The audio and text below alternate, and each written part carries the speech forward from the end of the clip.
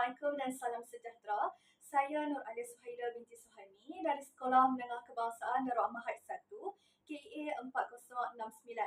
Pada tahun ini, saya telah memimpin pasukan sekolah dalam pertandingan Forum Remaja Madani sehingga meraih gelaran Johan.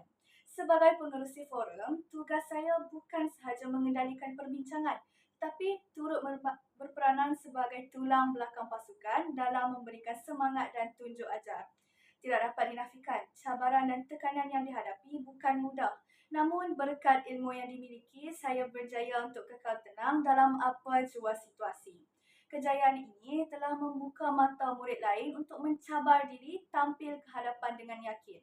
Saya percaya dengan gabungan dorongan dan peluang yang diberikan, setiap murid berpotensi untuk berkembang menjadi individu yang berwibawa. Akhir bicara, saya berharap dapat terus melakar kejayaan dengan cemerlang agar dapat terus memberikan inspirasi kepada murid lain dalam menggilap potensi diri mereka. Sekian, terima kasih.